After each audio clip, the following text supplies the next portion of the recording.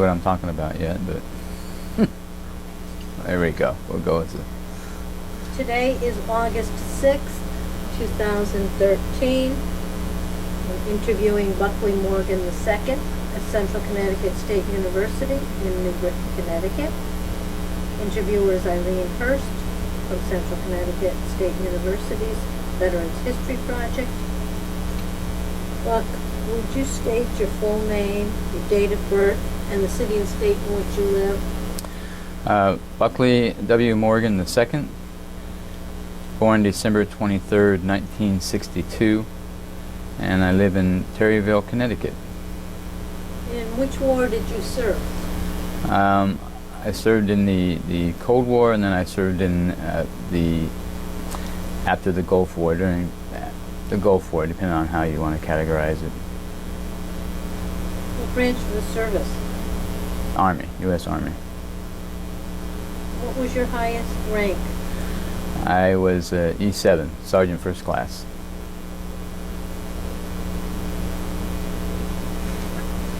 Can you tell me in what general locations you served during your time in the service? Well, I went to training in South Carolina at Fort Jackson for basic training in AIT. From there, I went to Germany, which I was promised that I would not go overseas when I enlisted, because I had a family and it was something that was important to me. I didn't know how the Army worked, and I couldn't see being able to afford taking a family overseas. So at any rate, my first assignment was in Germany, Ansbach, Germany, or Kaderbach was the concern. And from Germany, I went to Fort Lewis, Washington. I was there just for not even quite 2 years. I requested to go back to Germany. So in late '87 or early '88, I went to Berlin, Germany, and I was there for 3 years, from '88 to I believe '91. And then from Berlin, Germany, I went to Fort Riley, Kansas. Spent several years there. From Fort Riley, Kansas, I went up to New England. I went into recruiting. Had to do, if you stay in the Army long enough, you have to do either recruiting or drill sergeant. And I came up for recruiting. Went to recruiting, ended up in Maine, right on Portsmouth, New Hampshire, and Kittery, Maine, and did 3 years of recruiting there. Then I returned to Kansas, to Fort Riley, and that is where I retired out of. So you actually retired from the Army. How many years did you put in total? I put in just over 20 years. So you have extensive military service. Can you tell me how you enlisted, what year it was, and why you decided to join the Army? Yeah, I enlisted in 1984. I enlisted.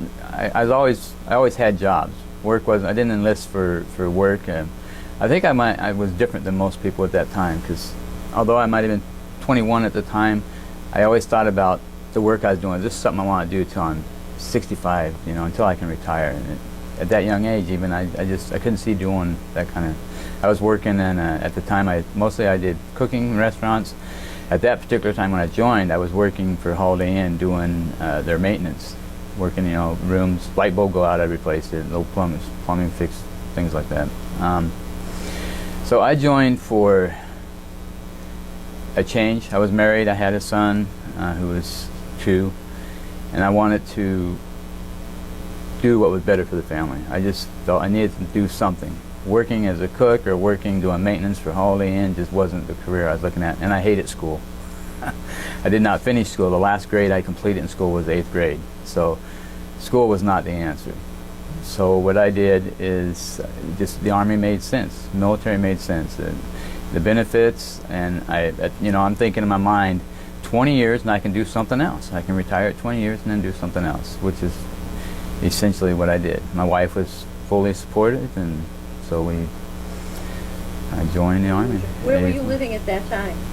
We were living in Medford, Oregon. That's where I was born, and that's where I lived up till I joined the Army. I hadn't really Hadn't really been anywhere other than, across the border into California a few times, but really hadn't been anywhere before joining the Army.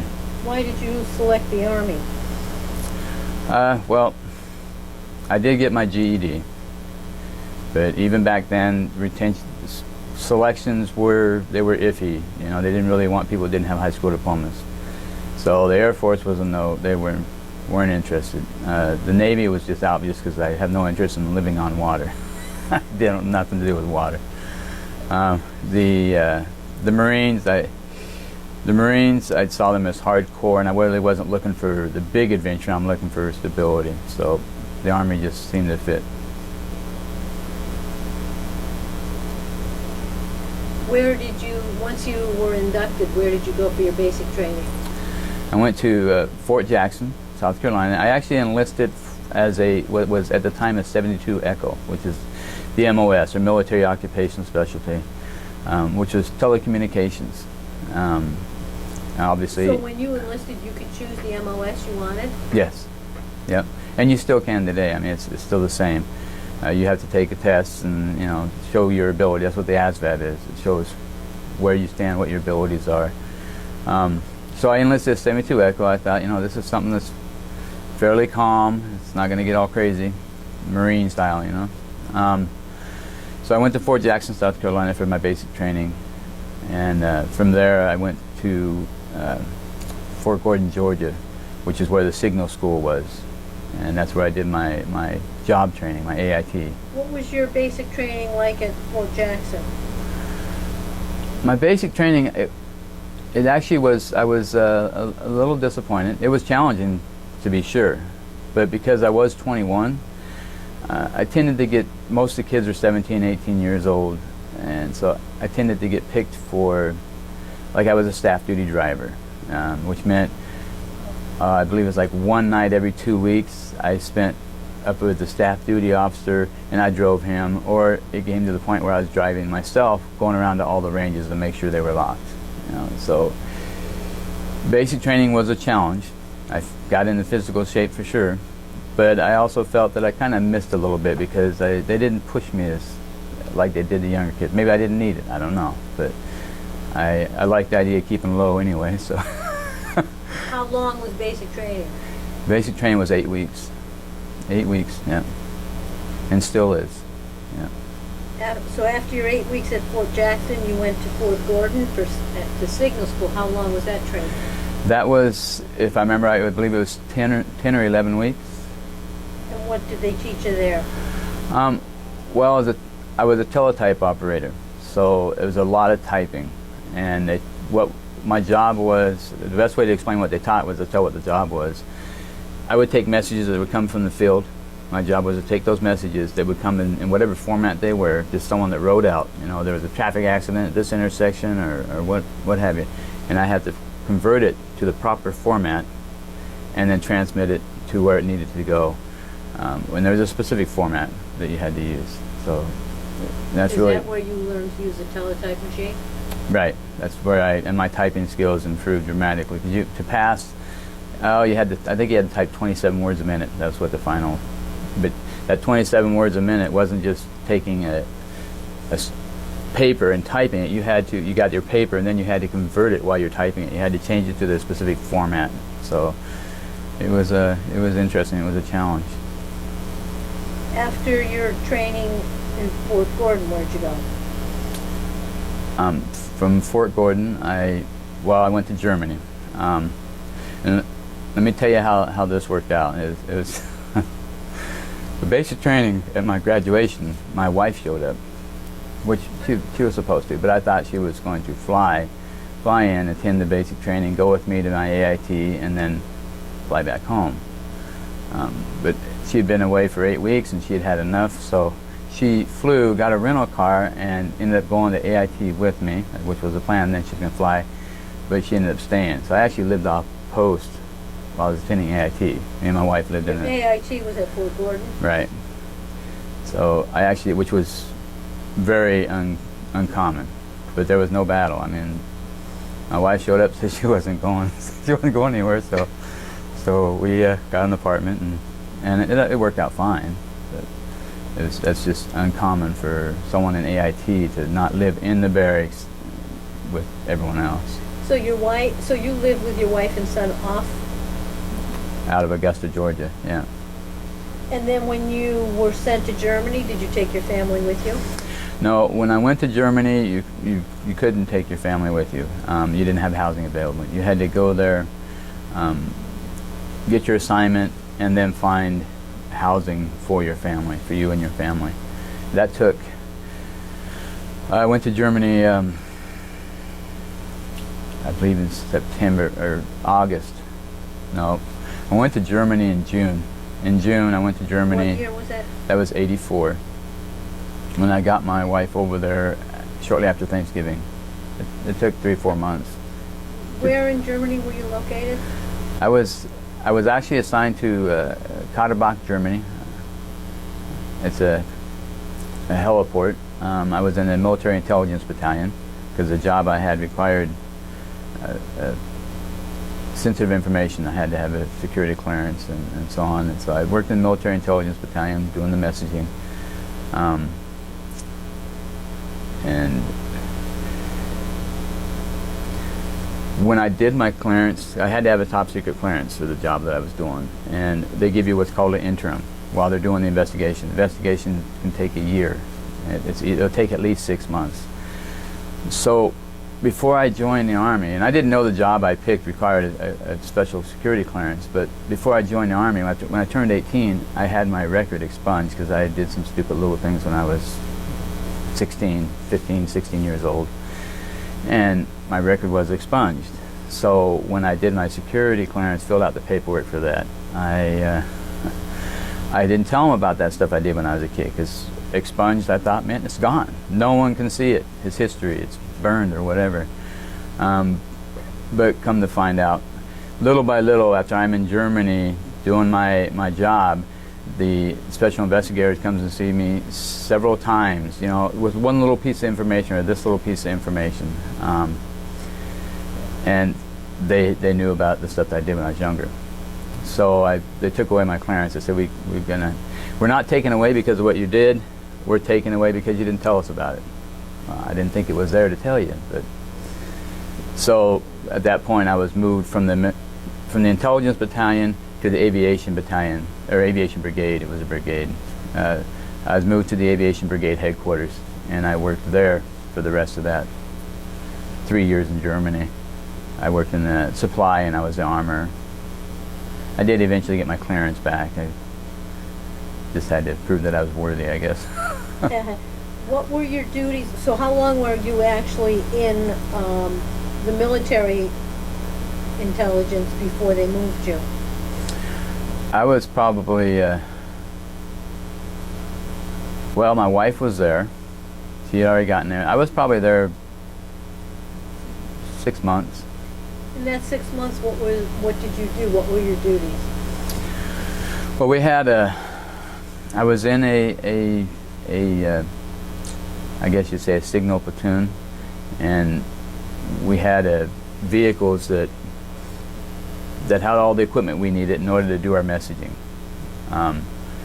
We go to the field, and essentially I'd do the messaging that I'm supposed to do. The messages would come in, I would resubmit them, and they go out. Everything from you're in the field doing field exercise, doing training, so you get the training messages, you know, 3 KIA, you know, describing the event and so on, and submitting that to where it needs to go, a brigade or division or what have you. And at the same time, you're also getting messages that are real. You know, maybe out in the field you had a traffic accident. A couple of it wasn't Humvees then, it was the Jeeps and Cut-Vs. But you also dealt with both training and real world instances, and it was just a process of doing the messaging and sending the messages out. It was pretty plain Jane. I mean, it wasn't the. Was it a regular 9 to 5 schedule? No, when you're in the field, your work it's 24-hour operation. You might work 12 hours, but you might be working through the night. You might be working day. I mean, you could be working any time. When you're in garrison, when you're back at the cantonment, back in with your unit, which is where you spend most of your time, then it's pretty much a regular routine. You come in at 6:30, do PT, go have breakfast, come back at 9, and then work from 9 to 4:30. Your job in garrison is just it's training, working on your equipment, keeping up your vehicles, those kind of things. When they moved you to the aviation brigade, what were your duties there? In the aviation brigade, I worked in the supply room. So I worked logistics for the brigade headquarters itself. I worked under a supply sergeant, Sergeant Binger. I still remember him. How do you spell his name? Binger, B-I-N-G-E-R. I actually talked to him just a few years ago, and he was in Denver, or in Colorado somewhere. I'm not sure where. I think he's a warrant officer, so he actually was still in. So I worked supply, which simply meant I would go to Fürth, which is an area near Nuremberg, Germany, and that's where we got all of our supplies. Everything from administrative stuff, you know, pens, pencils, papers, post-it notes, all that type, copy paper, all that stuff, and bring it back. And we just maintained all the supplies for brigade, including the arms room, and eventually ended up being the armor, which meant I took care of all the arms, kept accountability, and made sure it passed inspections, passed security inspections, make sure they were clean before they come in. The armor is not always the happiest, the most liked guy in the unit, because he's responsible to make sure the weapons are clean, and I didn't want to clean them. You got 150 weapons in there, and who wants to clean everybody's weapons? So he makes sure that they are very clean when they come in. So, but I enjoyed it. It was a really good unit. It was really good commanders. I had a couple different commanders there, rotated through while I was there. And you were there for 3 years? 3 years, yeah. So what was life like during that 3 years? Because you had your family with you again. Were you living off base? We were. When my wife first came over there, I had got us a place. The waiting list to get on the housing, the government housing, the waiting list to get into the government housing was a year. So if you were going to bring your wife over any decent time, you had to find housing off post, off the concern.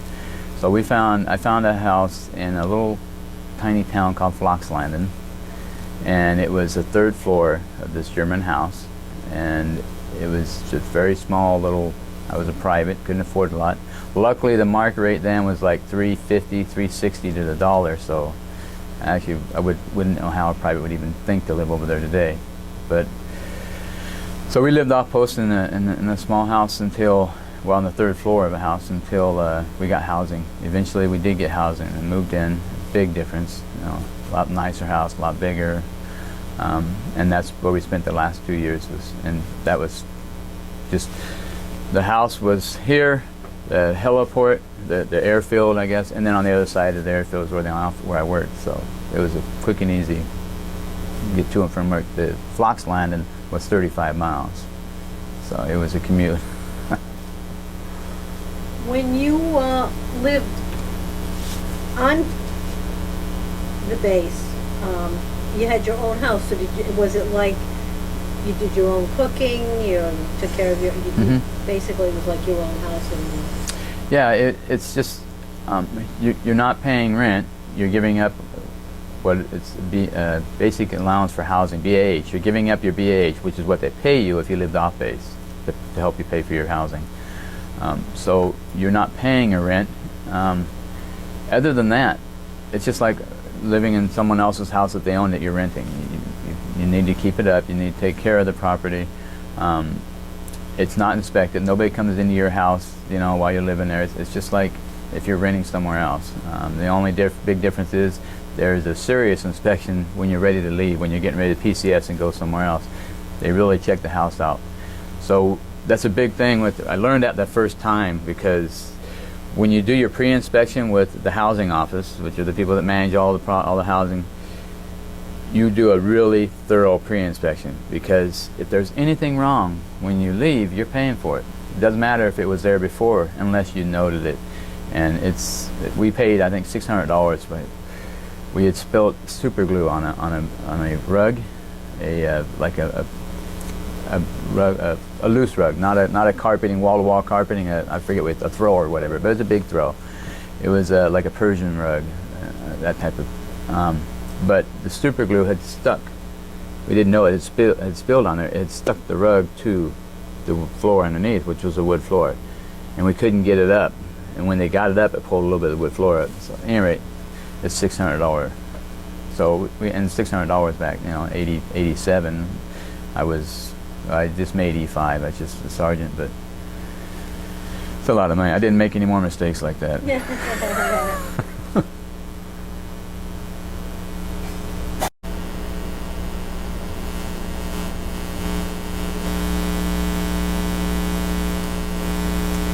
So, but after your 3 years in aviation, in Germany, where did you go? Well, at that time, I was due for a re-enlistment, and I now knew what the Army was like. I knew it was a good fit for me and a good fit for my family. So usually when you come up on re-enlistment for your first re-enlistment, you can change your job. Well, actually, it doesn't have to be your first, anywhere along the line. As long as the strengths of the different MOSs are, like the job I was in had to be overstrength, and the job I'm going into, that I choose to go into, it has to be understrength. And this is all assuming that I qualify. So I changed my job. I decided to do combat engineers, 12 Bravo. 12th Bravo? 12 Bravo, yeah. And actually, I was a E5. I was a sergeant, so it's 12 Bravo 20. The way the MOSs work, or the jobs work, is the higher your rank, the higher the number is after the 12 Bravo. So as an E6, it'd be 12 Bravo 30. As an E7, it's 12 Bravo 40. And then after that, for E8, it changes to 12 Zulu for E8 and E9. So I went to the AIT at Fort Leonard Wood, Missouri, where I was training with a bunch of privates as a sergeant to be a combat engineer. And the drill sergeants really didn't want me there because I was a hindrance. They couldn't treat me like they did the privates.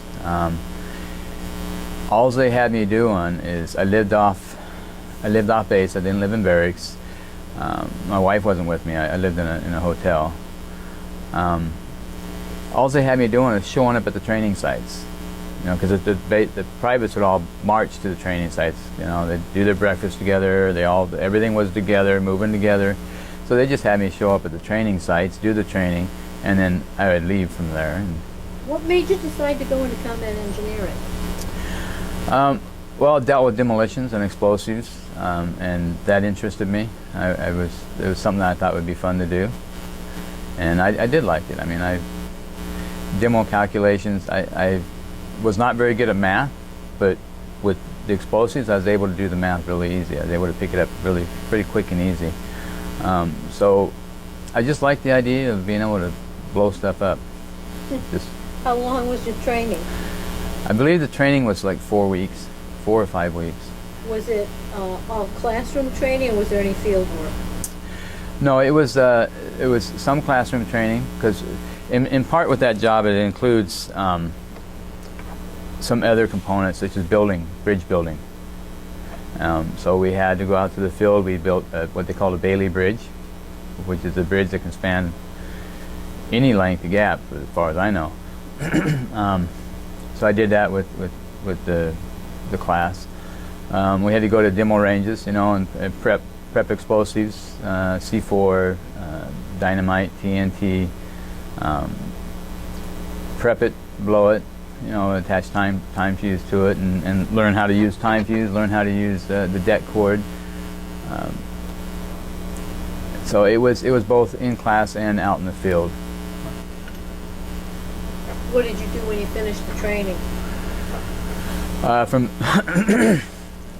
went from there. This was en route from Germany. I did the training en route to Fort Lewis, Washington. So I left Germany, went to Missouri. My wife went on to Oregon, I believe. I did the training at Fort Leonard, Missouri. Then I continued on to Fort Lewis, Washington.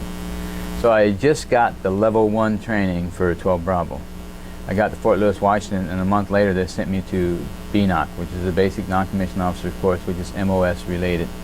Meaning I was going to the next level training, which usually you don't do until after you've been there 3 or 4 years. Where was this next level training? That was, the BNOC was down at Fort Ord, California. So I was a little nervous at first because I really didn't know anything other than what they taught the basic private, which is really very minimal. Then I was going to the school where I'm expected to know all these calculations, which they didn't teach you at BNOC. I mean, at the AIT, they don't teach you all those calculations. They teach you very basic calculations. At any rate, make a long story short, it wasn't a big deal. I mean, they trained at Fort Ord, and I caught on everything. I believe I passed there with commandants on the commandant's list, so I did well there. What else could they teach you? More in demolition stuff, or more in bridge building kind of thing? It's at that level. It was more in-depth demolitions, because it's a really long, drawn-out formula. It's a 7-step formula that you have to account for. What, for instance, let's say you're going to blow a bridge abutment. There's a calculation you have to do to figure out how many charges you got to put on that abutment to get the effect that you want. And there's a calculation for how much each of those charges are. And everything goes, there's everything from tamping. How is it? Are you going to drill a hole, put the explosive in the hole and tamp it? Is it just going to be placed on the outside? There's a lot to it. So it does take, it was training worthwhile. How many weeks did you stay at Fort Ord? Fort Ord, I think, I'm not sure. I want to say 7 or 8 weeks. And then you went back to Washington, Fort Right. Lewis? Went back to Fort Lewis, Washington. At Fort Lewis, at that time, Fort Lewis was the 9th Infantry Division, motorized. It was the only motorized division in the Army. And they've done away with it since then. They did away with it actually, I believe, in the mid to late 90s. So it was interesting, but I never understood why it was motorized. The unit I was in was light. We had vehicles, but didn't get to use them too much. We walked most everywhere. So yeah, I went back to Fort Lewis, Washington, and just continued there for what amounted to a year and a few months. What did you do while you were there? What were your duties? I was in a engineer squad. I was a team leader.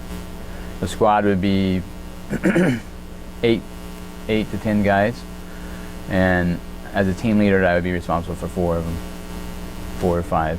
So what were your daily duties? Daily duties were training, preparing for field exercises. We went to NTC while I was there, National Training Center, down in California.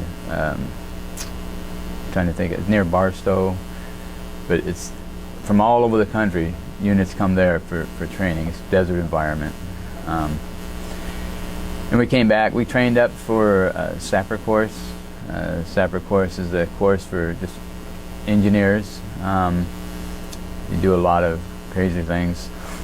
The unit went. I didn't go. I didn't get to go. I was on my way out PCSing at that time. Permanent change of station, getting ready to go back to Berlin, to go back to Germany. But the routine is the same. It's just keeping your equipment up, training your soldiers that you have under you. Did you live on base or off base? We originally lived off base. The waiting list there was only like 6 months, I believe. So we lived off base for a short time, and then we moved on the base. Where did you go after Fort Lewis? From Fort Lewis, Washington, we went to Berlin. What year was that? That was 88.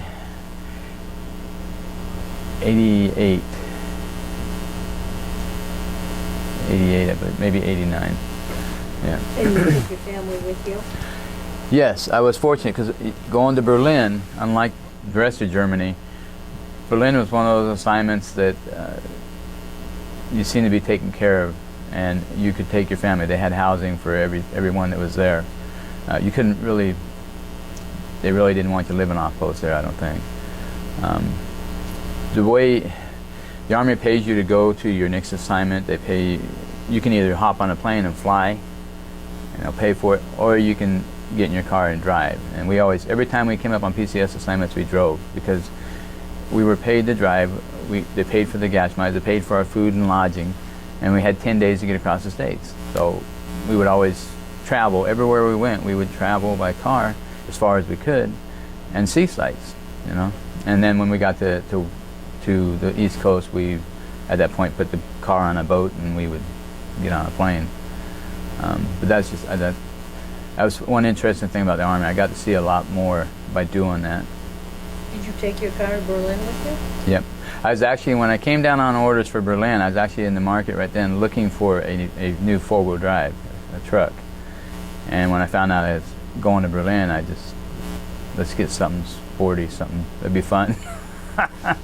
So we bought the Camaro. Yeah, we bought a brand new Camaro and drove it across the states. Me, my wife, my son, and our little dog. And then that's what you took to Berlin with you? Yep. How long were you at Berlin? I was there for a little over 3 years. So what was it like for those 3 years in Berlin? That was a completely different environment to me than West Germany. The wall was still up when we first got there. Berlin is a big city like New York, so travel was a lot harder. When we were in Germany the first time, we traveled all over. We had a 3 or 4 day weekend. We could jump in the car, run, and go to Austria or go to Switzerland and spend a few days.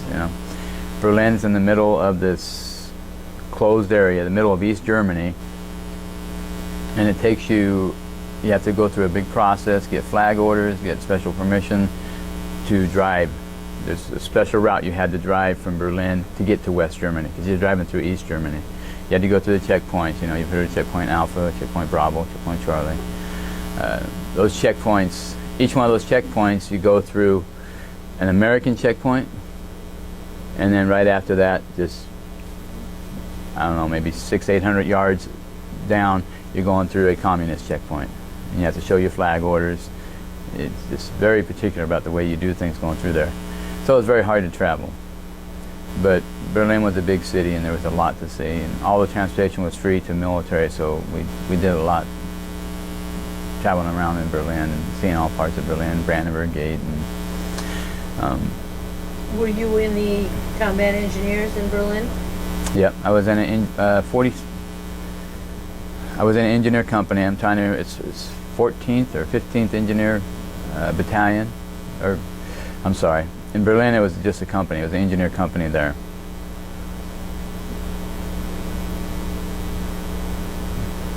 We were still in the middle of the Cold War, and like you said, when you first got there, the wall was still up. Could you, when you were out in the community, could you feel the tensions between the communists and the Americans? Did you feel, what was the security like? Did you feel at all threatened or in danger? No, you didn't really feel it at that time. It had been going on for years and years, so it pretty much had become an accepted environment.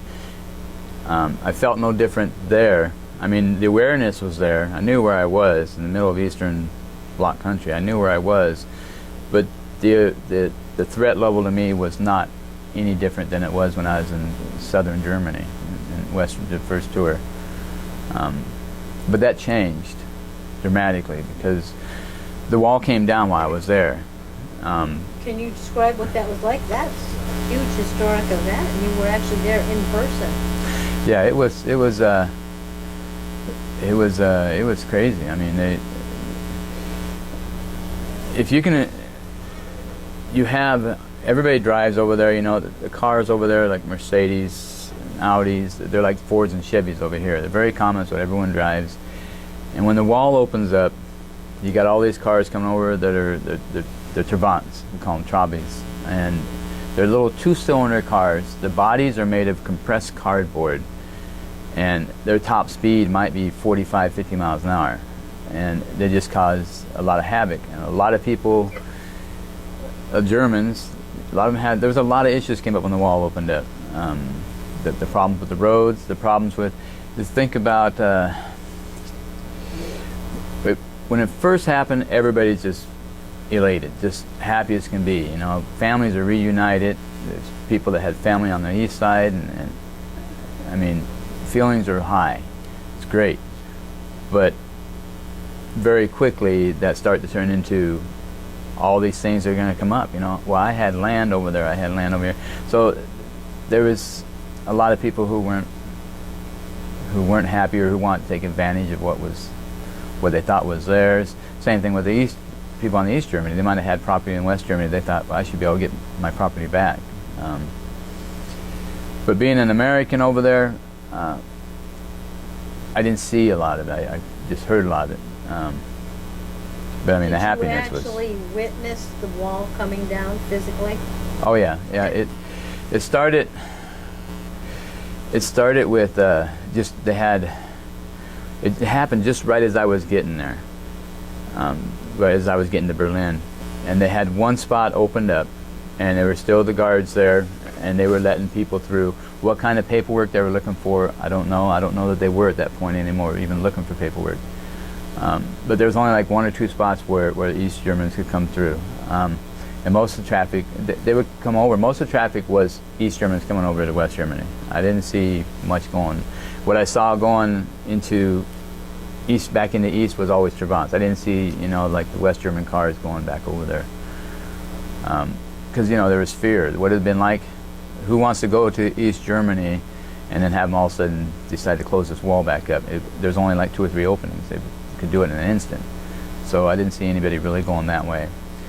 It took probably a year to get the wall down. When they started actually taking it down, they were using construction equipment and they were taking whole sections of it. And the wall, I don't know if the wall was actually, there was actually 2 walls. There was one wall, and in the middle there's a no man's land. I mean, they put everything and anything in there, as far as I know, petroleum products, whatever, to keep anything from growing. It was just dirt. And then there's another wall, and that gap was probably 50 yards. And they had towers. Every bit of that was watched. So you've seen from old newsreels, whatever, people trying to get across there, and so it took over a year, and I got some video of me and my wife and son, you know, chipping away on the wall, and it wasn't easy to do. Then we found where they were taking it all. They're stockpiling over in just one spot, just tons of concrete, this wall. So we just went there and got a bunch of pieces. So you actually have a piece of the Berlin Wall? Yes, I had a box of it, and I don't know what happened to it, but I still have a couple pieces. Once the wall came down, did your duties at all change? No, my assignment was still the same. We still did the same things. We still did our training. When the wall came down, we still had to use the corridor, the specific route. We still had to use flag orders. Our situation as a military hadn't changed. We couldn't go over to the east. We couldn't go into East Germany. It changed my last year there. So it changed in what, 90, 91, 90? I guess it would be 91. It changed in 91, I believe, where we could actually got permission to go, and I did go. What was that like? Well, it was funny because these people, we were driving a Camaro, a blue Camaro, me and my wife and son, going through East Germany, seeing what it looks like, some of the back roads, and every person you pass that's out working in their yard or what have you, they stop whatever they're doing and just stare as you go by, because they'd never seen a car like that in their roads. They'd never seen anything like that. Literally every person. If they're walking this way and you're coming toward them, they would stop and watch you as you drove by. And I guess we must have drove by an installation of some sort. I don't know what we went by, but then we ended up with someone following us, and then a Polizei, a military police vehicle, East German military police vehicle following us.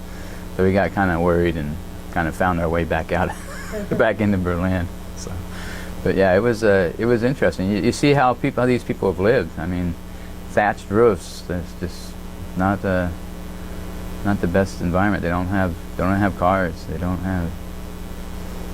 It's After your duty was up in Berlin, where did you go? From Berlin, I went to Fort Riley, Kansas. And that was in 1991? That was 91 or 92, yeah. And what did you do there? I was a engineer. I ended up working at the 42nd Engineer Group, which is kind of a different animal. It's, you know, the Army's broke down. You have company, battalion, brigade, division, corps. An engineer group can fall directly under corps. And what they will do is they will manage the engineer assets and direct the engineer assets. So I ended up working in the S2 office of the engineer of that engineer group, which is the intelligence office. It's kind Why would you be in the intelligence? Well, because they had a slot for a 12 Bravo 12 Bravo 3. I was a staff sergeant then, and I was filling that slot. And it's because it was the engineer group, so all the data, all the intel we were collecting was mainly on enemy engineer assets, and so that's what I did. For example, what kind of data would you collect?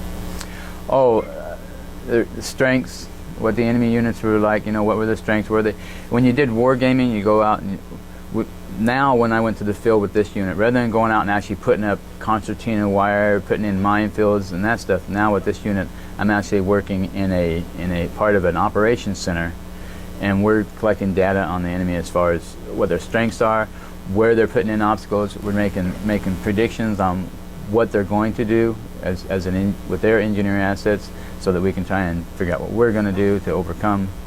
Were those all training scenarios when you talk about enemy, or were? They were all training scenario. I did not. This unit did not deploy during that. There was nothing going on really during that time. These were all just training scenarios. We went down to most of them. We went down to Fort Hood and did our training. I went down there probably every 2 months, and we did a training because that's where Corps was. That's where the Corps headquarters was.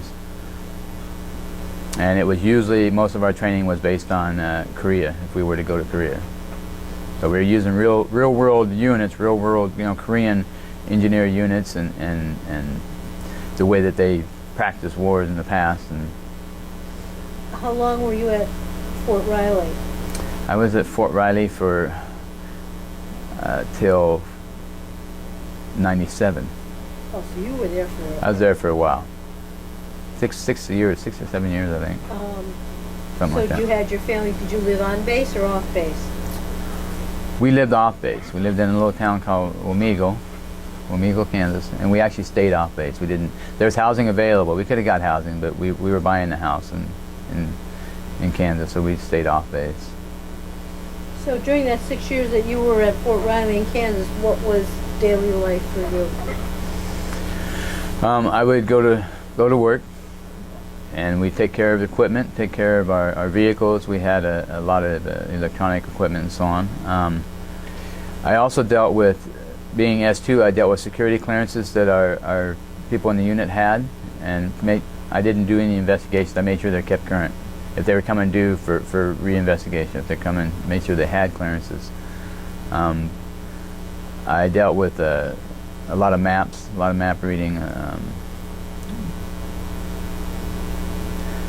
As a senior person, that office was, I think it was a 4-person office, and I worked directly for a captain. So I was a senior person there. So I was responsible for the vehicle, our TOC, which is our what we did our wargaming in, which amounted to a box truck, like a semi-trailer, and when we went down to Fort Hood, these trailers would all link together. The sidewalls would come up, they'd all link together. So essentially it could end up being a big room, but they're all their own centers. Yeah, so. But when you linked them up, they all connected, you could walk through from one to the other? Yep. And that whole mass, it might be the size of a football field, would be covered with camouflage netting. It was just amazing to see. A lot of work went into setting it up, and we did it every couple months. We were down at Fort Hood. And usually we went down twice. We go down for a pre, and then we go down for the actual training, the actual exercise. While you were at Fort Riley, was your daily duties like a 9 to 5? It was, well, yeah, it was. I would go in at 6:30, do PT. 6:30, 7:30 was PT, and then come back at 9. After PT, go home, get changed, and eat breakfast. And then come back at 9, and I work 9 to 4, 4:30. In the office? Yeah, right. In the office or in the motor pool. That's where I spent 90% of my time, was in the office or in the motor pool where the vehicles were. Did you have to do PT? Was that required? Yeah. Yeah, it's pretty much required. There was nobody in the unit that didn't have to do PT. In any unit, unless they had some physical reason, you know. Yeah. And it was a good thing I had to do it, because I probably would. You know, when I joined the Army, when I first enlisted, that was a big question for me, you know, how much running you have to do, how much running you have to do, because I hated running. I hated it with a passion, and I joined the Army and was doing it every day. Did you learn to like it? No. Well, I learned to, I did, I liked it a little bit. I enjoyed running with the units, you know, when you got 120 guys running, doing cadence and all, you know, that's fun. But I can't see these people who go out and they run by themselves, and I just don't understand. Buck, were you awarded any medals or citations while you were in the service? Yeah. I received medals, you know, for different exercises, for deployments. Of course, and then you got like the Good Conduct Medal, which as long as you're good through every 3 years, you should be getting that. Ribbons for overseas deployments. I got three overseas ribbons. The World War II Occupation Medal. That's one I was. World War II occupation. How did you get that? That one I got.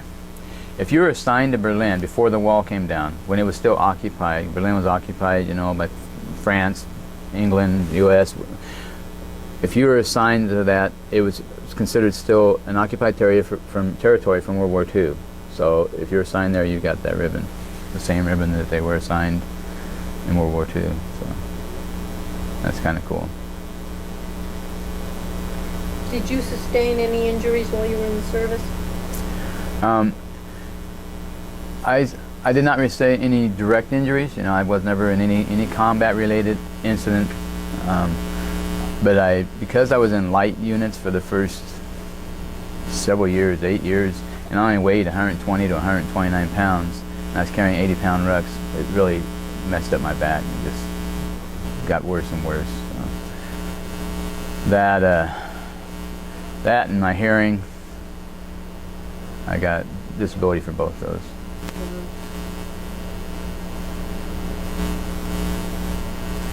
My hearing, I didn't even apply. I didn't even file for it, because I was told that after the 70s, early 70s, they wouldn't give anything for hearing, because they came out with earplugs, you know, and they required earplugs. I mean, earplugs were around before that, but they started requiring them then.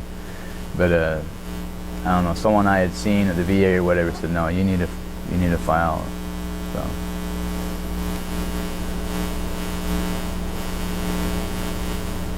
Where did you go after your 6 years at Fort Riley? From Fort Riley, I went to my recruiting. I went to do recruiting. I went to Fort Jackson, I believe it was, Fort Jackson, South Carolina. I went to recruiting school. That was, I guess, about 4 or 5 weeks. And then I volunteered for recruiting, because you need to do one or the other. So I volunteered for recruiting, and I was told if you volunteer, you probably will get your choice of where you want to go, as long as they're opening. So I wanted Portland Battalion, Portland, Oregon. And when I got, you don't get your assignment where you're going until you're almost graduated from the school. And when I got my assignment, it said Portland Company. So you thought you got it? Well, yeah, I'm thinking, well, I thought it was a battalion, and I looked closer, and it's Portland, Maine. So then I found I'm going to New England. And I called them, and I said, I think you made a mistake. And I said, no, no mistake. That's where you're going. So, but it turned out good because we got to see New England that way. So how long were you a recruiter in Portland, Maine? You're required to do 3 years. I actually wasn't in Portland, Maine. That was just a company. I was at Kittery, Maine, right, at Portsmouth, New Hampshire. The office was in Portsmouth, New Hampshire, and I lived in Kittery, Maine, in the Navy housing. So you lived in Kittery for 3 years? Mm-hmm. Once again, you brought your family with you? Yeah. What were your 3 years as a recruiter like? A lot different than combat engineer. Oh, yeah. Yeah, it was... recruiting is a sales. I was a failure at recruiting, without a doubt. I mean, I put people in, but they give you some unreasonable numbers. We never met quota even as an office. There were 7 in the office, and I met quota I think once in that 3 years. But I had made my E7, my sergeant first class, just before I went there. So they were kind of in a bind. They'd try to threaten, you know, the younger people, they could threaten. They could say, well, you know, we're going to ruin your career if you can't be, what have you. But I knew there was nothing they could do. I was the E7, and I wasn't an ass about it. I just knew there was nothing they could do. So I did my best, and I didn't harass people, which is really what a lot of what was wanted. You know, you got to harass these, you got to keep bugging these kids. But did you actually have to go out into the community to recruit, or did people come into the recruiting office? Very rare that people would come into the recruiting office. I went out. I had schools. I had specific schools. I had York High School. I had Kittery Trape Academy, which is Kittery's high school. I had a zone. I had Maine, essentially. My area was the southern part of Maine, right down there, around South Berwick and all that. And I went out to those schools. Every day I went out. I went to the schools. I had all kinds of things I did. You know, I put my business card on all the phone booths. I'd get contacts. I'd put things together. I'd just do whatever I could think of to try and get people who might be interested. And my routine was I would come into the office at 8 in the morning, 7 or 8 in the morning. Didn't do PT during this time. We didn't have a coordinated PT program. So I'd come in the office 7 or 8 in the morning. I would do paperwork for a couple hours, then I'd leave and hit the road and stay out till about 12:30 or so. And just, I see someone walking along the street, looked about age, right, not overweight, and stop and talk to them. You know, and it was, I really enjoyed it. I enjoyed the job, but I hate bugging people. You know, the way I looked at it is I figured, this is an opportunity for you. This is what what you can get out of this. You know, what are you doing now? And a lot of times they weren't doing nothing. But this is what you could do. This is what we could do for you. It's up to you to decide whether you're going to take the opportunity or not. It's not up to me to keep harassing you to make you do it. You know, but I enjoyed it. I enjoyed recruiting. They ended up not promoting me. They ended up making me the station commander, which is funny. Well, not very good recruiter, but they made me the station commander, which was my last year there. What years were you in Kittery? I was there from 97 to 2000. As station commander, did your duties change? Did you still have to go out? I still had to go out. I still had a quota, but I also had to account for what was going on in the office, who was doing what. I had to account for their routines, make sure they're doing what they're supposed to, and I had to do all the monthly paperwork, the numbers, and it was interesting. Now, you said you stayed at the Navy barracks? I stayed on the Navy housing in Kittery. The Navy base, they have a submarine base there. It's Kittery. I can't remember I think it was called Kittery also, the sub base. But they did the same thing essentially they do here at Groton. They refitted the nuclear subs. They worked on them, did whatever it is they did with them. They didn't have any Army housing? No, there's no Army. There's no Army there at all. No, the only thing there. Oh, there's a Air Force base, which is mainly just reserve. But the only Army presence is to recruit. Yeah, that's it. Yeah, they had reserves and they had National Guard, obviously, but yeah. In 2000, where did you transfer to? I went back to Kansas. back to our house, and I went to. I was in, I think it was 15th Engineer or 70th. I don't remember. It's Engineer Battalion anyway. But you went back to the engineers. No, right, not the 42nd Engineer Group. I went to an Engineer Battalion, a regular. What were your duties with the engineer battalion? I was. I worked as I was the operations sergeant. I'm trying to figure out if I was something before I was operations. But I was the operations sergeant, which meant I worked directly under the first sergeant, and I was responsible for the operations of the company. You know, the scheduling, the training, scheduling, coordinating our deployments to the fields, keeping track of all the records, all the you know, their training, whether NBC trained is current, their what marksmanship, their rifle BAR is current. You know, all the company's training records were under me. That's a lot to be responsible for. Yeah, I enjoyed it though. It was a good job. I enjoyed it, and I deployed with them to Kuwait. With that, Recall the year? It would have been, I think it was 2002. 2002. Where were you when 9/11 occurred? I was there. I remember I was at Fort Riley. I was on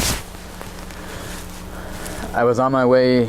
It was after PT, so it was in the morning, and I was on my way to the unit or somewhere, and it must have been about 8 o'clock in the morning or something, because I had time. I heard it on the radio, and I was like, this is a joke or something. So I went to the snack bar and sat at a table there and had a cup of coffee or whatever, and because they had a TV, and I was watching that, and so it was in the morning, sometime after between 7:30 and probably like 8 o'clock is when that occurred. But I was at Fort Riley, Kansas. Yeah. When you saw what happened with 9/11, what were your thoughts? Because now you're already active duty. Well, you know, I don't. At first, you know, until I saw it, I thought on the radio, I just thought, I'm not understanding what this is. This isn't what they seem to be trying to say it is. But watching it, I really wasn't thinking about. I don't think I thought about my military position. I think I was just thinking at the time really about all the people. You know, the buildings, all the lives, and the idiots that had done it. And of course, at the time, we didn't understand who was doing it or why it happened. But do you recall what it was like on the base after everyone fully realized what had happened? Well, overall, a lot of things changed after that, and nothing was immediate because it wasn't clear exactly what occurred. But fairly quickly, the things started changing. Our direction, our preparedness kind of changed, and I guess the information flow seemed to be more picked up. You know, it was more. You know, day to day, it's just like working anywhere else. You know, everybody talks about, you know, water by the water fountain. You know, it's the same type of stuff. But after that, it kind of picked up with the information on what's going on around. It picked up, but it didn't have a real big impact, and it wouldn't. I don't think it would anyway.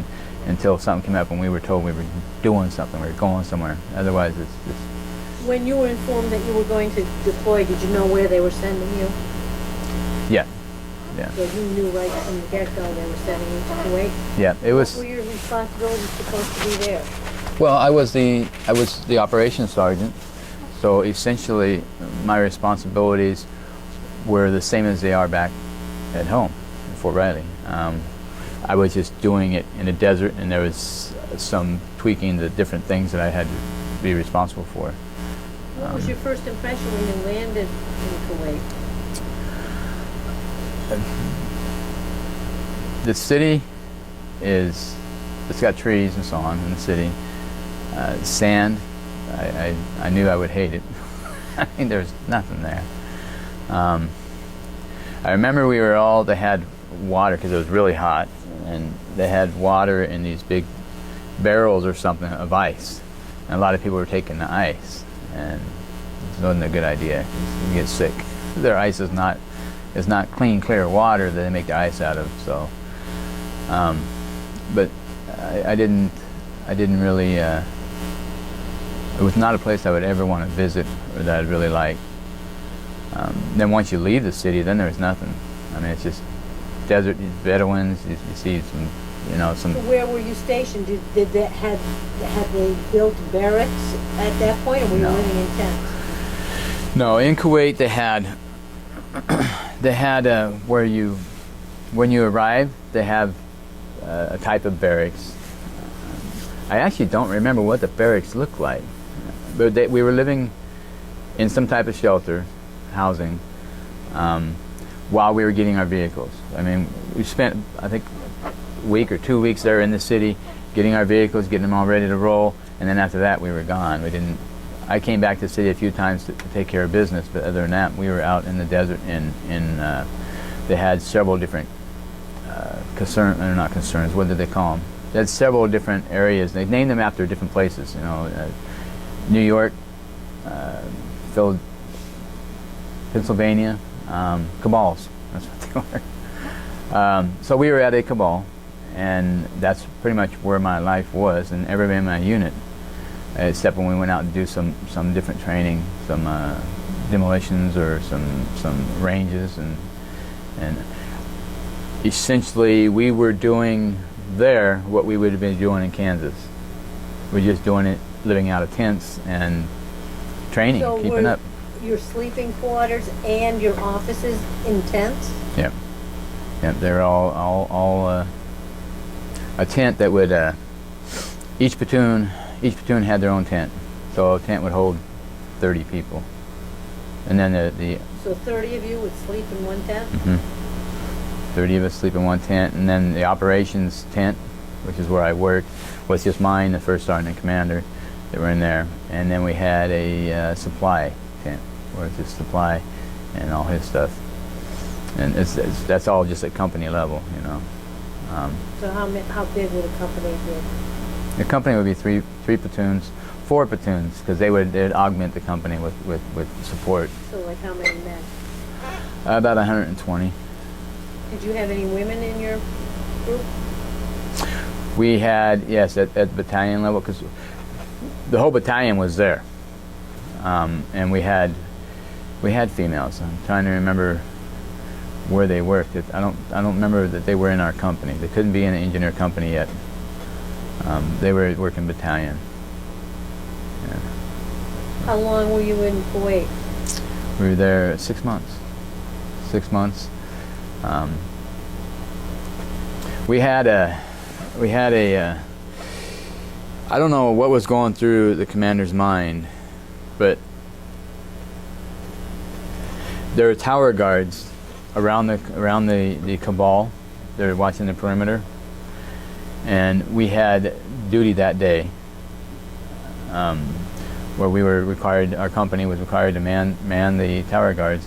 And he decided, and these tower guards are armed. They have ammunition. They're fully armed. They're ready because they need to be ready to take on whatever. And he had some type of sneak and peek type thing he had going on with soldiers coming in. And I don't know that he ever really got in trouble for it, but everybody was activated. Everybody moved to the perimeter, and someone could have been shot. Someone could have been killed because they had people coming in to test the perimeter. But it never made sense to me. I mean, there was a lot of people really pissed off, but it didn't make sense to me to do. That's real world. You don't do training with when you have live ammunition, to see how effective something is. You could have someone get a little trigger happy and think this is it. What was your daily life like for your 6 months in Kuwait? I was, as operations, I coordinated the training. I coordinated. I had to maintain the same records still. You know, everybody had to be up on their NBC, their marksmanship, their. I can't remember all the different training events, but I also did a lot of construction. I built a. We needed a storage place, so I built a storage place, and just things to keep busy. But it was really hot, so you stayed in the tents as much as possible. As long as you could, you stayed inside. What did you do for food? The food was brought to us. At first, when we first got there, it was brought to us on trucks, and they served 3 it. meals a day? Yep. No, 2 meals a day, MREs at lunch. Then we finally got a dining facility, which is just a tent, a big tent, but a dining facility set up, and we were eating in there. But the food was still brought to that dining facility. They weren't Oh, so they weren't were cooking it there. right there on No, site. it came from another. One of the cabals was just like a logistics cabal. Everything, if you ordered stuff, that's where it came from. And that's where all the food dining facilities were, where they did the cooking. The food was good though. I mean, there was, yeah. How did you stay in touch with your family for the 6 months you were in Kuwait? I had a phone card. I was purchasing They phone. had telephones? Yeah, that telephone set up on the cabal. Yeah. Was it stressful being on the cabal? Oh, not too. I mean, at times, for instance, when everyone's activated and heading out to the perimeter, I mean, there are times when it could be, but for the most part, overall, you know, it wasn't bad. It's just dealing with the heat, and I still don't know. You know, all we had was porta-johns, and you'd think in the heat they'd just be atrocious. And I don't know. They emptied them, I guess, like 3 or 4 times a day or something, because they never smell. Funny thing to bring up, but that's just one of the things that comes to mind. You know, it's just there was really, it was everything you needed was there. It wasn't particularly stressful. And What did you do in your downtime for entertainment? we had movies that would be brought in, that would be sent. Family members sometimes would send pictures, movies, and so on. Games. I remember for the most part, there really wasn't much downtime. You just worked. I mean, as long as you were doing, I just kept busy. And unlike the platoons, they had a lot of physical work they had to do. You know, they went out and they were building a trench system, and I was not doing that work because my job as the operations sergeant required me to do a lot more in-office type work than out. So I would work pretty much from when I got up. You know, I'd work the whole day. I mean, that's what it amounted to. I might go out, you know, in the morning before it gets too hot, work on the shed, go in and do some paperwork. I mean, that was really. And I made a few trips into Kuwait. I had to go in and get supplies. We had one incident coming back on the highway. The highway out of Kuwait, it's paved, and then it just eventually turns into sand. It turns into dirt. But we came out of Kuwait, and a guy brandished a gun in the car beside us. But I was with, I think, 2 other guys, and just lifted our rifles, and he went on. I don't know what he was doing. He was just being an ass. I don't know. Were there any casualties at all while you were there? No.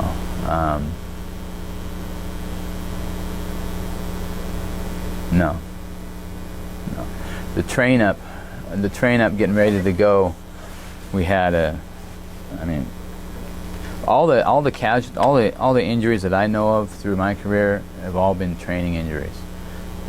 We had I don't know how this happened, but a platoon leader that an APC, the M113 APC is an armored personnel carrier. It's a square tracked vehicle, and at the top you have the driver whose head is just above, and then you have the TC, which is the lieutenant in this particular case, who is actually probably from here up because he has to man the gun.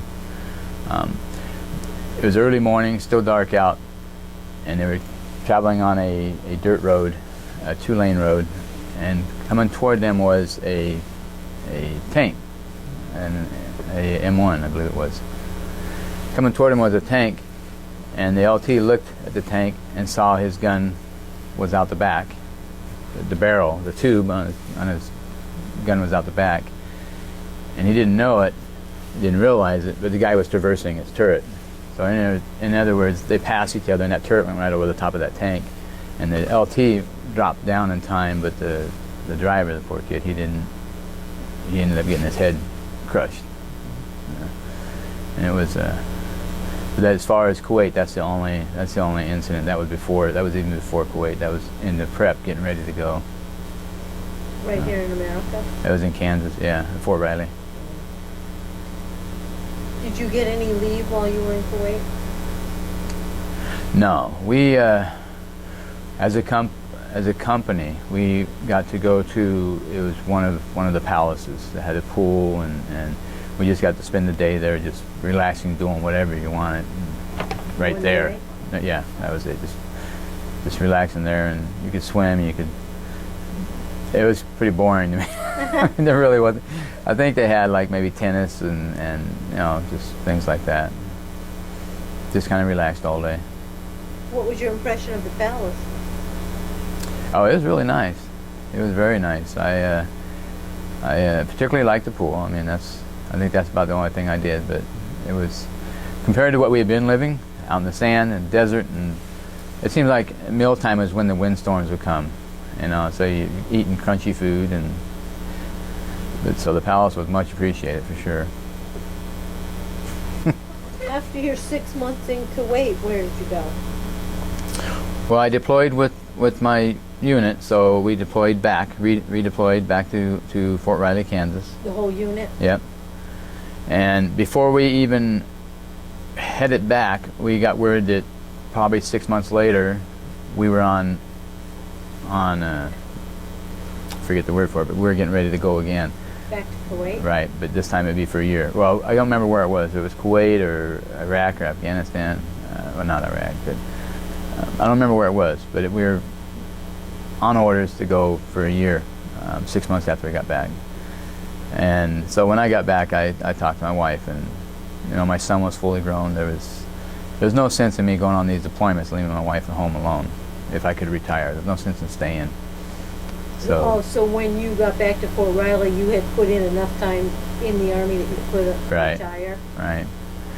So I had always known that I'm either going to put in 20 years and get out, or I'm going to put in 30 years, nothing in between. Because the longer you're in, the less marketable you are if you want to start something else. So I wanted to get out as close to 20 as possible, and there's no sense in keep going on these deployments. It's a lot of stress. A lot of people don't think about the stress that it is on the family.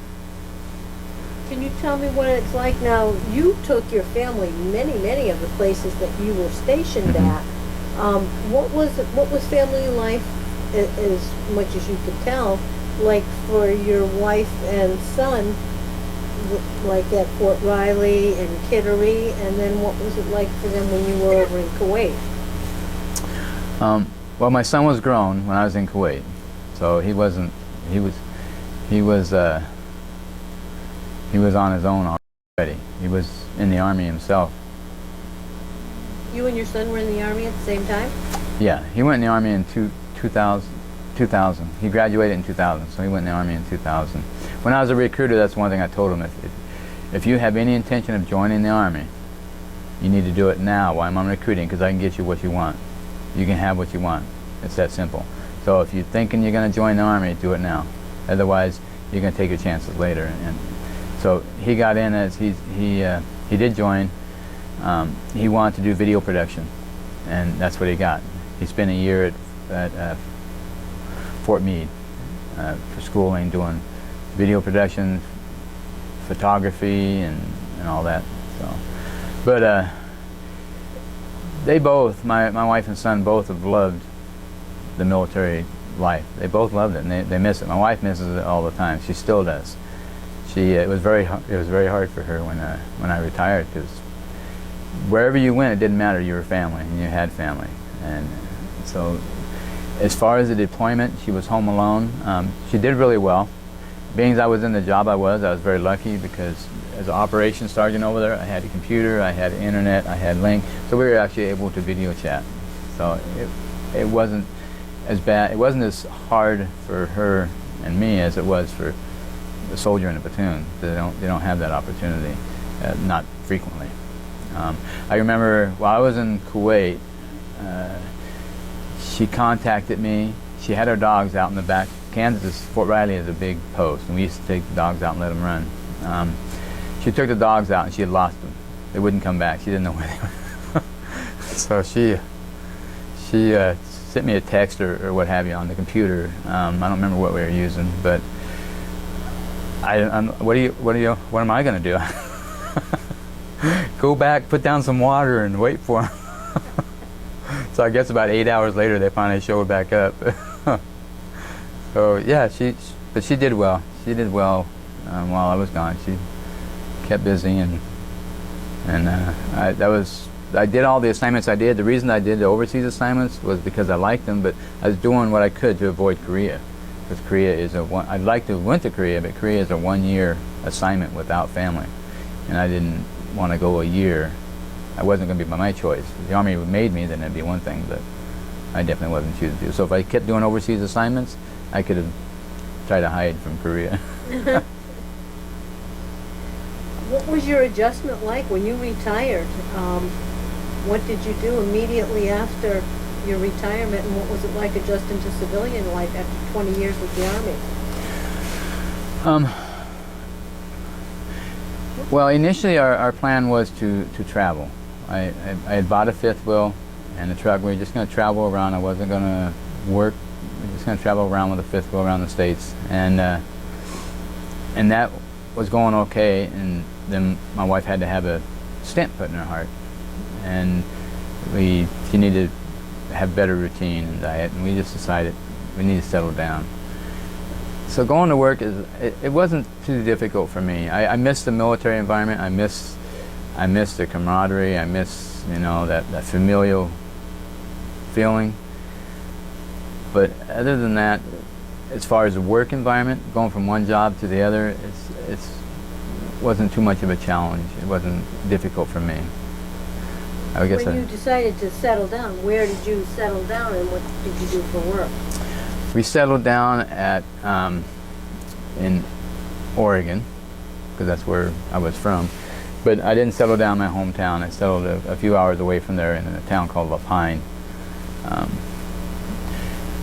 And I got a job working at an alternative high school, Oregon Youth Challenge High School, as a mentor coordinator. And I really liked the job. I liked the idea of teaching. It's something that I've always been interested in. And I taught, life coping skills. I taught planning, what they called a CAP, Cadet Action Plan. And I worked with the kids. And even after they graduated, at first I started there as a cadre, which was kind of like a drill sergeant. This is a school where the kids live there.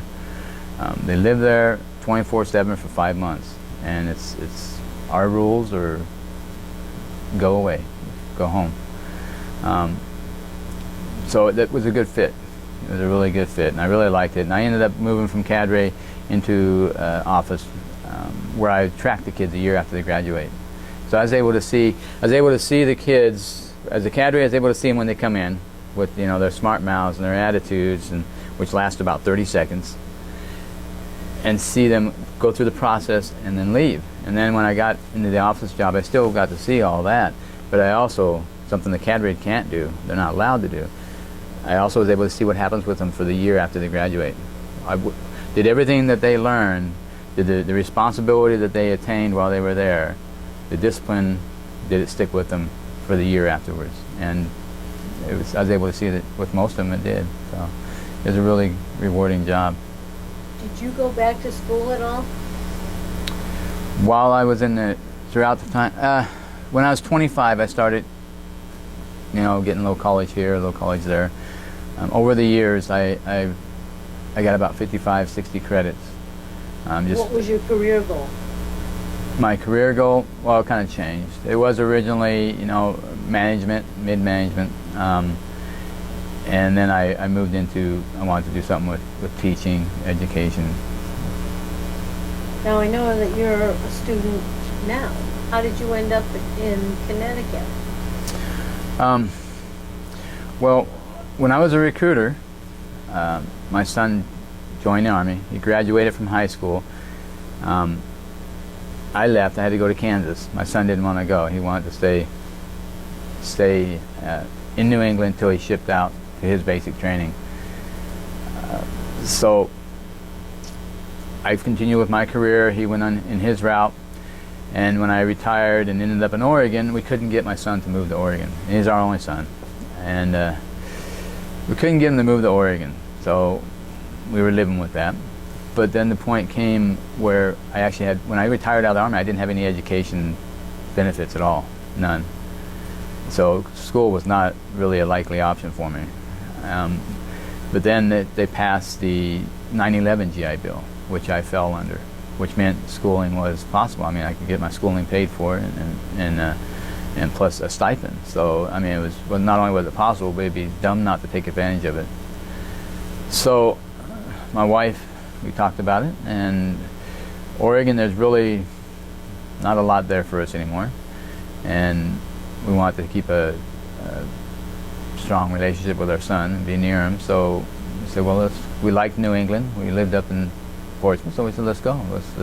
Let's go ahead, and I will leave the job I'm at now, and I'll go to school so I can do what I really work in the education system. So that's why we eventually ended up in Connecticut. We moved here, and I researched in schools, and CCSU, I mean, started out as a teaching school, so it was the oldest school for teaching. And so you're going to CCSU now to become a teacher? Right. On the GI Bill? Yes. When do you plan to graduate? I plan to graduate spring of 2015, so 2 more full years of school. Do you stay in touch with any of your Army buddies? On rare occasion, the supply sergeant in Kansas, at Fort Riley, Kansas, when I was operations sergeant, he fell under me, the supply sergeant. We keep in contact. He still lives in Kansas. I'm trying to remember his name, Robert. Trying to remember his last name. It's kind of a weird name. And Sergeant Binger, who I knew back in '84, '85, contacted him once just in the last few years. But overall, I had a really close friend, '84 to '87, that I've been trying to get a hold of. That I would be like, we spent him and we got him and his wife together. They ended up getting married. Andrew Stewart. He went to Fort Bragg from Germany. I think he stayed there the whole time. He had to do an assignment in Korea, I think once or twice, in order to stay there. But Buck, how would you say your military experience influenced your thinking about war or the military in general? Well, I don't know that it changed my way of thinking about war. I mean, war is ugly, and it's not a good thing. I think it's been going on for as long as there's been people on Earth, and I don't think it's going to change. But as far as the way I view, I understand the military. I understand the military environment, and it's made me view some people in a negative way where I try to avoid not to view them that way. But there's so many people that don't understand the military, and they talk negative about it, and they don't even know what they're talking about. I used to tell recruits, or people I was looking at recruiting, when after I talked to them, tell them about the Army, what it can offer, and all this, I used to tell them, you can go and talk to anybody you want, but anybody you talk to, you ask them where they served. If they weren't in a military branch, they don't know anything of what they're talking about. If they're talking negative or positive, they really don't know from their own experience. So I think I don't think it's changed my view a whole lot about war. I mean, war is ugly, but it's inevitable sometimes. Have you joined any veterans organizations since you retired? You know, I don't think I have. I was going to. I just don't have a lot of time. I would like to, and I always think, I'm going to join VFW. And I thought I did at one point, but I have never gotten any card or anything that says I'm a member, so maybe I didn't follow through. I just knowing myself and knowing the time that I have available, I would join and then it'd be it. I probably wouldn't be active. Maybe a little later when I got more time. How did your military service affect your life? Oh, in a big way. I mean, in many ways. It's made me more responsible. I think my military service. I've been married for 33 years this year, and I think in big part it's because of the military that I've stayed married as long as I have. I mean, and I think it's impacted my son in his way of thinking, his life.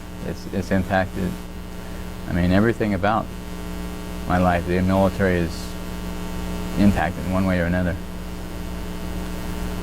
Buck, is there anything you'd like to add that we haven't covered in this interview? Any other memorable experiences that you recall? Well, I was thinking while we were talking here, and I was thinking about something I probably should have mentioned while we were in Berlin. I'll tell you a little story about a lieutenant who, and when I was in Berlin, you had to go through a specific corridor to travel from Berlin to West Germany. It's that corridor, they called it the corridor. It went through East Germany. And it's very specific autobahns. You had to go through specific points, and it was timed. They docked the time when you left.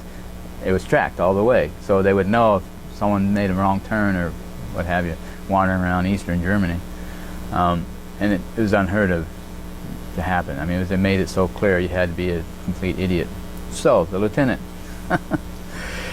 they put a lieutenant who was moving. If we went, our training facilities were in Western Germany. If we wanted to go to Vilseck or the other, I can't think of the Grafenberg, we had to go through the corridor as a unit. We had to follow the same rules. It's still an Eastern Bloc country.